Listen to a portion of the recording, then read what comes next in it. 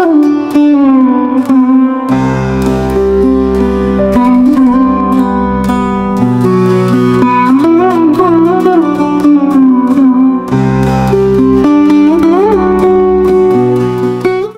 শ্রী পুণ্ডরিক ধাম।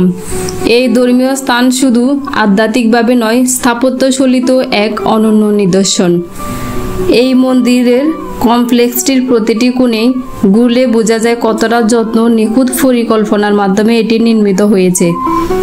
এই শ্রী পুণ্ডরিক বিদ্যানিধির জন্মস্থান পুণ্ডরিক ধাম, আর দাপর যুগের রাধারানীর পিতা বিভবানু মহারাজে কলিযুগে পুণ্ডরিক বিদ্যানিধি। ফলে সনাতনীদের জন্য পুণ্ডরিক ধাম বড়ই মূল্যবান এবং পবিত্র। পুণ্ডরিক ধাম প্রধান ফটক দিয়ে ঢুকতে রয়েছে শিবের মন্দির এবং তার পাশে আছে পুণ্ডরিক ধামের প্রধান অফিস। মন্দিরের প্রবেশপথে থাকা দারুণ খোদাই করা স্তম্ভগুলো যেন প্রাচীন ভারতীয় শিল্পকলার এক জীবন্ত নিদর্শন। দেয়ালের অলঙ্করণ আর প্রতিটি বিগ্রহের অভিব্যক্তি দেখে মনে হবে যেন দেবতারা স্বয়ং এখানে বিরাজ করছেন।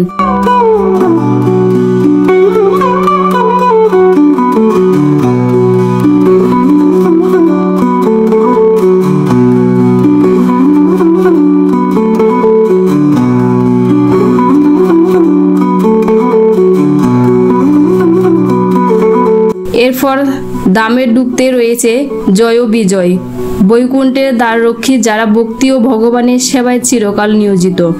আজ এই মন্দিরের ধারেও তারা পাহারাদার, যেন এই স্থান সর্বদা থাকে শুদ্ধ, শান্ত, ভক্তিময়।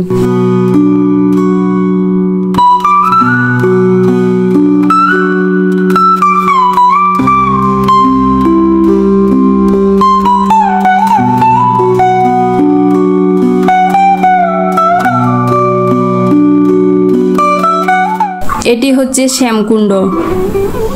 এই শ্যামকুণ্ডটিতে বৃন্দাবনের শ্যামকণ্ঠের জল এনে মিশ্রিত করা হয়। এই শ্যামকুণ্ড পুকুরটি শুধু একটি প্রাকৃতিক জলাধার নয়, এটি কৃষ্ণ ভক্তির এক জীবন্ত স্মারক। বিশেষ করে এই পুকুরের মধ্যেই স্থাপন করা হয়েছে এক চমৎকার কালীয় নাগের বিগ্রহ, যা আমাদের স্মরণ করিয়ে দেয় শ্রীকৃষ্ণের কালীয় দমন লীলাকে। পুরাণ মতে কালীয় ছিল এক বিষাক্ত বহুমাতা বিশিষ্ট সাপ, যে যমুনার জল দূষণ করত। শ্রীকৃষ্ণ সে কালীয়কে দমন করেন এবং তার ফণার উপর নৃত্য করে তাকে শরণাগত করেন। এটি হচ্ছে যজ্ঞ মন্দির। এই মন্দির প্রাঙ্গণের আরেকটি গুরুত্বপূর্ণ অংশ হচ্ছে যজ্ঞ মন্দির। যজ্ঞ হলো সনাতন ধর্মের চিরায়ত রীতি।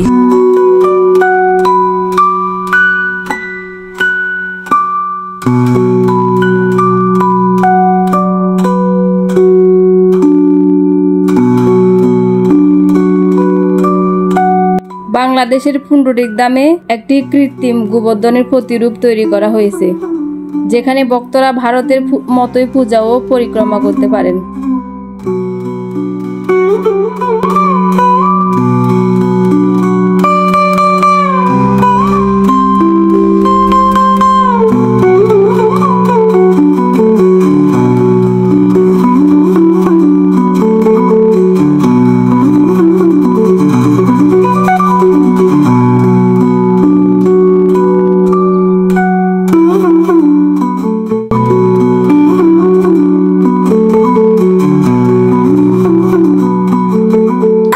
ধামের একেবারে পাশে রয়েছে একটি অপূর্ব শান্তিপূর্ণ জলাশয়।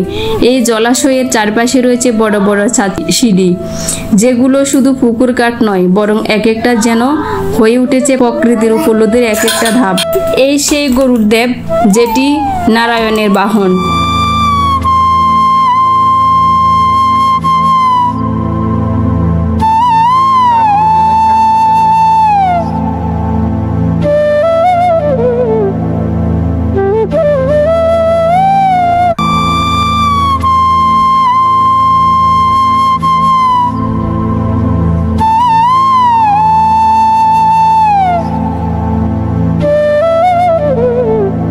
এর পশ্চিমে পাশে রয়েছে নাগ মন্দির।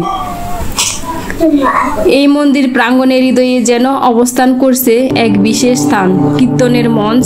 এই মঞ্চ শুধু একটা কাঠামো নয়, বরং এটি এক প্রাণ মঞ্চ। এখানে প্রতিদিন বা বিশেষ পার্বণে উচ্চারিত হয় ভক্তির ঝঙ্কার, হরে কৃষ্ণ হরে রাম ধ্বনি।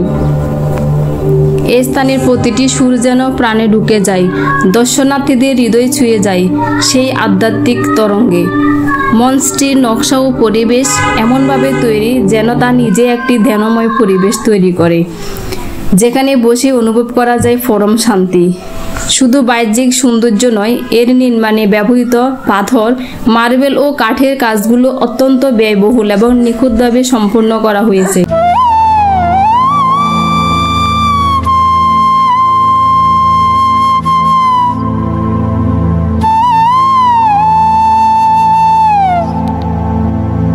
এটি হচ্ছে তমাল বৃক্ষ।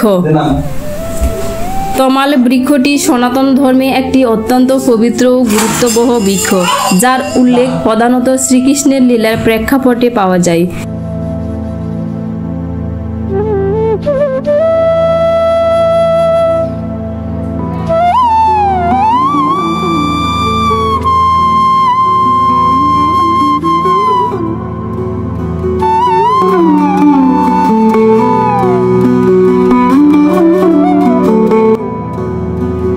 আমি নিজে এখানে দাঁড়িয়ে অনুভব করছি এক ধরনের আধ্যাত্মিক প্রশান্তি, যেটা শুধু মন্দিরের পরিবেশ নয়, এর শিল্প নির্মাণও সৃষ্টি করেছে।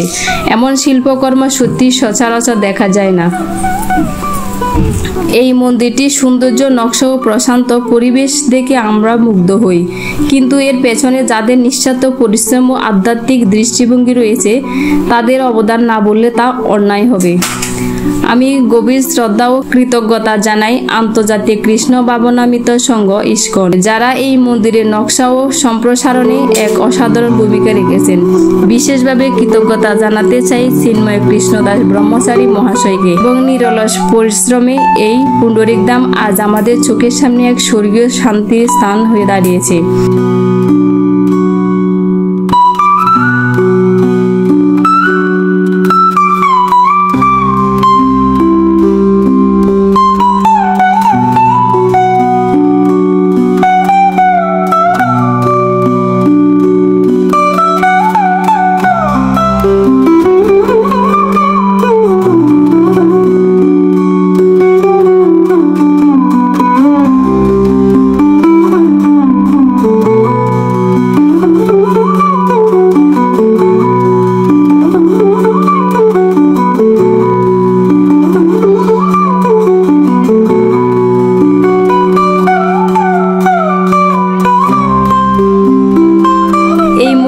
ঠিক সামনে দাঁড়িয়ে রয়েছে এক মহাপুরুষের স্মৃতিচিহ্ন, শ্রীল প্রভুপাদ। তার এই করুণাময় প্রচেষ্টার আজ সারা পৃথিবীতে ছড়িয়ে পড়েছে হরে কৃষ্ণ মহামন্ত্রের ধ্বনি।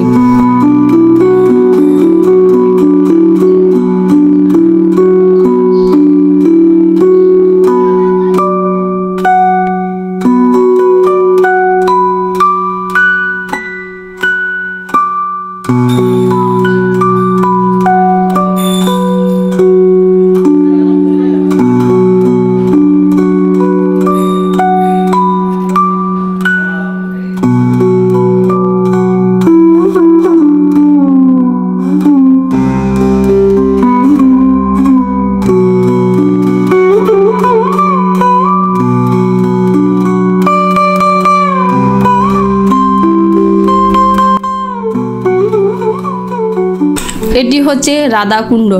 রাধাকুণ্ড হলো শ্রী রাধার পবিত্র কুণ্ড, যা শ্রী রাধা স্থান এবং পূজার জন্য বিশেষভাবে পবিত্র বলে গণ্য হয়।